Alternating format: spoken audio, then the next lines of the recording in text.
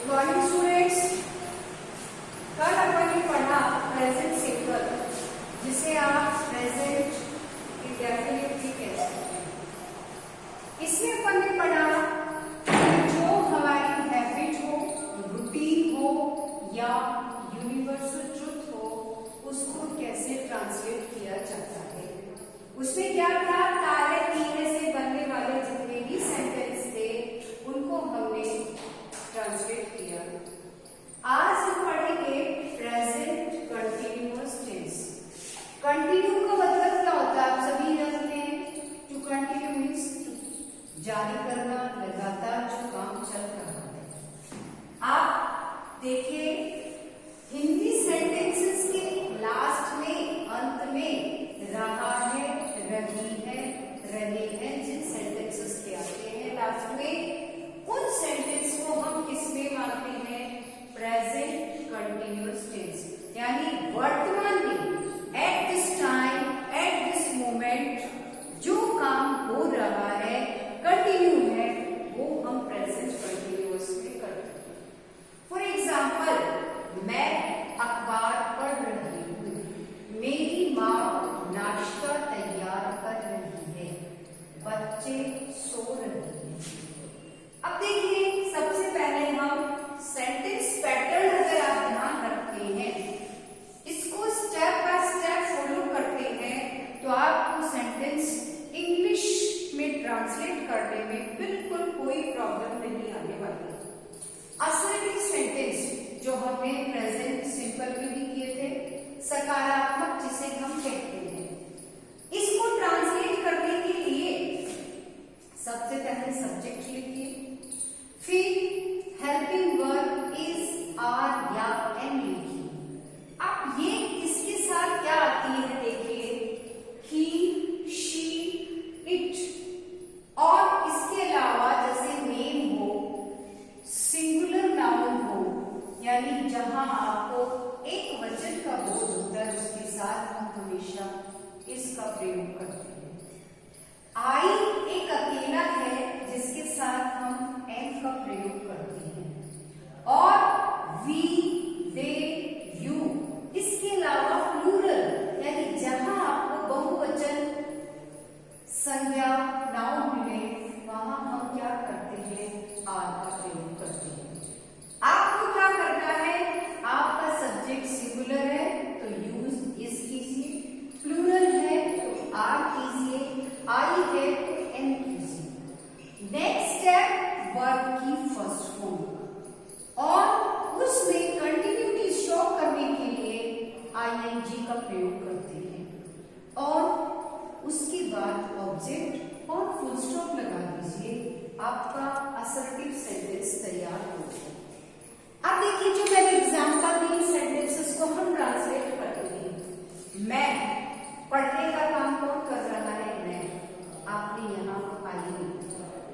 इन तीनों में से यहाँ नियम से देखिए, सिंगुलर होता तो इस लिखते, आई है तो एम लिखेंगे, प्लूरल है तो आर लिखेंगे। आई है तो इन तीनों में से हमने यहाँ एम लिख दिया। उसके बाद क्रिया, आप क्या क्रिया कर रहे हो, पढ़ रहे हो, पढ़ने को इंग्लिश में कहते हैं रीड। कंटिन्यूटी शो करने के लिए आईएनजी का प्रयोग किया है। अब हमेशा आपको ध्यान रखना है कि वर्ब की फर्स्ट फॉर्म आईएनजी तो लगा दिया, इस वर्ब से क्वेश्चन पूछेंगे कि क्या पढ़ रहे हो, आंसर आया अखबार, तो उसको हम इंग्लिश में कहते हैं न्यूज़पेपर। ये आपका सेंटेंस ट्रांसलेट हो गया इंग्लिश में, मैं I am reading a newspaper, full stop. दूसरा सेंटेंस देखिए, मेरी माँ नाश्ता तैयार कर रही है। नाश्ता तैयार करने का काम कौन कर रहा है, माय मदर। अब मदर के साथ आप इज आर में से क्या लगाओगे, mother is singular, then write is. काम क्या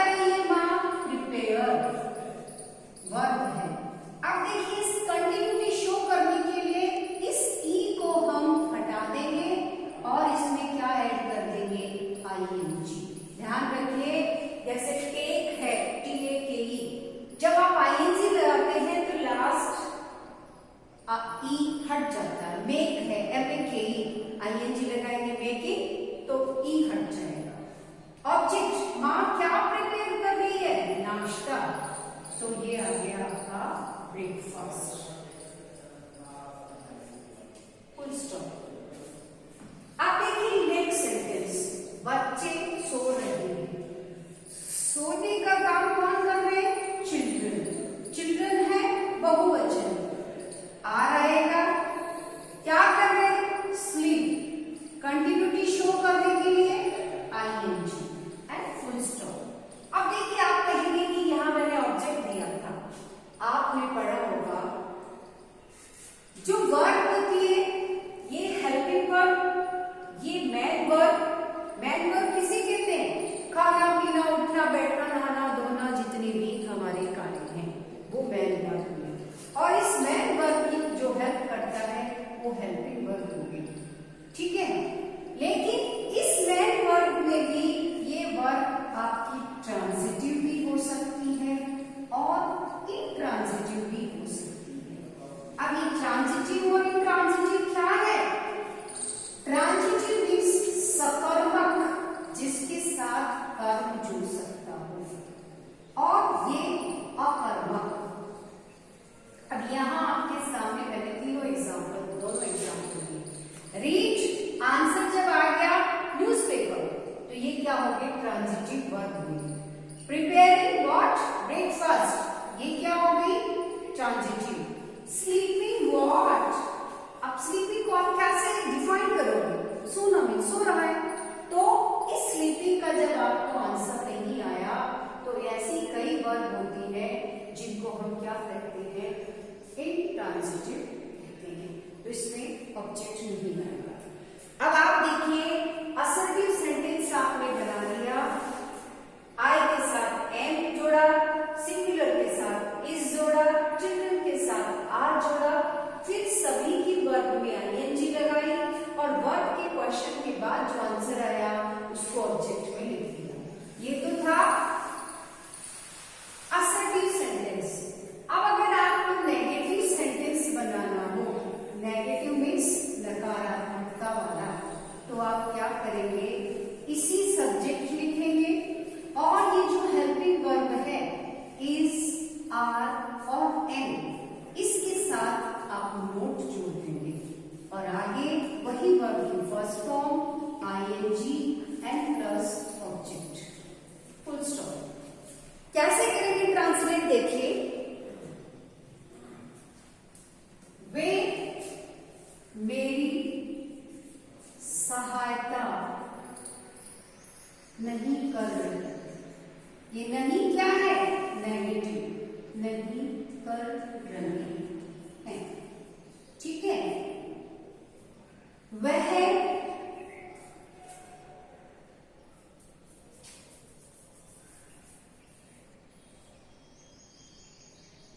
चाय नहीं ले रही है, ठीक है। मैं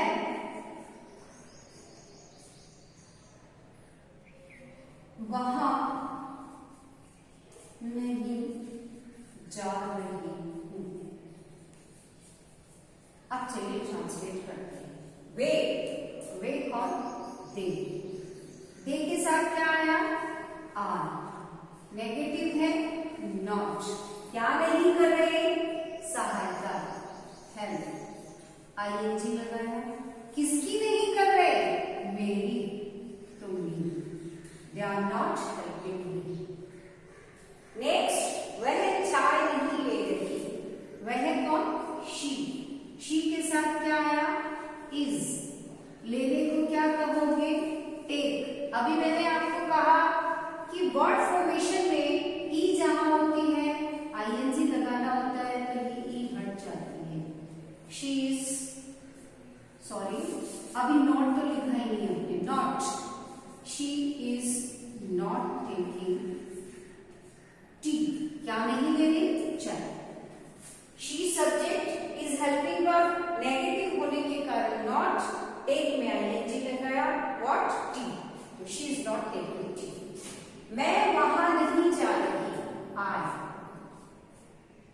आई के साथ am, not, I am not going, कहा?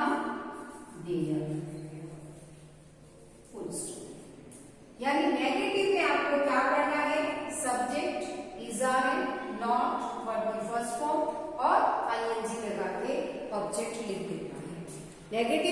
हुआ।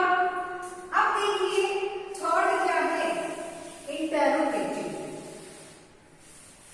इंटरोगेटिव में आपको क्या करना है, इंटरोगेटिव सेंटेंस किसे कहते हैं, दो तरह से बनते हैं। एक इंटरोगेटिव होता है हेल्पिंग वर्ब से और दूसरा इंटरोगेटिव होता है WH वर्ड से, यानी इनको इंटरोगेटिव वर्ड कहा जाता है। नेगेटिव में आपने लिखा सब्जेक्ट इज, आर या am plus not plus of the first form plus ING and then object. इसमें हम क्या करेंगे, जो हेल्पिंग वर्ब से बनते हैं उनको देखिए, एक बात ध्यान से सुनिए कि जिन हिंदी शब्दों के शुरुआत में मैं जा रहा हूं, क्या मैं जा रहा हूं, सिर्फ क्या और इन द बिगनिंग आता है, वो हेल्पिंग वर्ब से बनते हैं। तो उसमें हम क्या करेंगे, इज आर एम को बिल्कुल शुरू में ले आएंगे, उसके बाद सब्जेक्ट लिखेंगे, फिर वर्ब की फर्स्ट फॉर्म प्लस आईएनजी लिखेंगे और फिर ऑब्जेक्ट लिखेंगे। और चूंकि ये इंटरोगेटिव सेंटेंस है इसलिए हम इंटरोगेटिव मार्क लिखेंगे। Same pattern will be followed in WH word या इंटरोगेटिव वर्ड्स व्हेन, वेयर और व्हाट, जो भी आपका आ रहा है उसके बाद भी आपको is, are, am according to sentence लिखना पड़ेगा। उसके बाद आप सब्जेक्ट लिखेंगे, फिर वर्ड की first form plus ING plus object और मार्क ऑफ इंटरोगेशन। अब ये दोनों तरह के सेंटेंस हम बनाते हैं, जैसे क्या वे जा रही हैं। मैंने बताया आपको कि जब शुरू में क्या हो, अब देखो अगर ये वे क्या खा रहे हैं, यही क्या जब सेंटेंस के बीच में आ गया तो दोनों में क्या फर्क है। जब शुरू में आ गया तो ये हेल्पिंग वर्ब से बनेगा, वे, दे के साथ क्या आया, आर दे गोइंग, क्वेश्चन क्या वे जा रहे हैं, वे क्या खा रहे हैं, और ये क्या जब सेंटेंस के बीच में आ गया तो व्हाट बनेगा, what are they eating. Got my point. सिर्फ क्या जब शुरू में आता है तो हेल्पिंग वर्ब से बनता है, और ये क्या, क्यों, कहां, कब आ जाता है बीच में सेंटेंस के, तो ये फिर WH वर्ड से बनता है। जैसे तुम्हारे पिताजी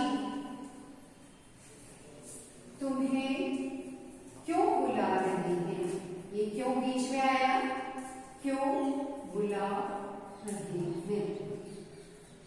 तब हम क्या करेंगे, इस क्यों का मतलब क्या हुआ, क्यों, वाई। सब्जेक्ट कौन बुलाने का, तुम्हारे पिताजी, तो why is your father calling you. हम कहां जा रहे हैं, वेयर आर वी गोइंग, क्या हम जा रहे हैं, तो are they going, are we going. ठीक है, क्लियर हुआ। अगर नेगेटिव इंटरोगेटिव वर्ड सेंटेंस के बीच में आता है तो वो इंटरोगेटिव वर्ड से बनेगा, और सिर्फ क्या अगर वाक्य के शुरू में आता है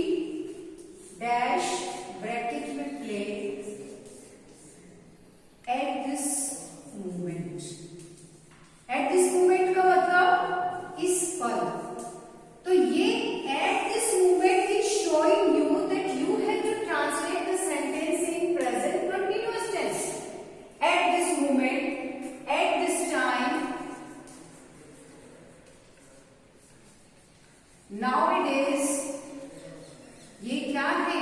ये आपको बताता है कि आपको प्रेजेंट कंटिन्यूअस की वर्ब, तो यहाँ शी ब्रैकेट में दे दिया प्ले, तो आपको क्या करना है? She is playing at this time. यानी अगर आपको एडवर्ब ऑफ टाइम जो कि आपकी कंटिन्यूटी दिखा रही है वो दिखाई देती है, तो आपको क्या करना है? प्रेजेंट सिंपल के रूल्स के अकॉर्डिंग उस सेंटेंस को कंप्लीट करना होता है। ये आपका प्रेजेंट कंटिन्यूअस सेंटेंस कंप्लीट हुआ। कल अपन पढ़ेंगे प्रेजेंट परफेक्ट।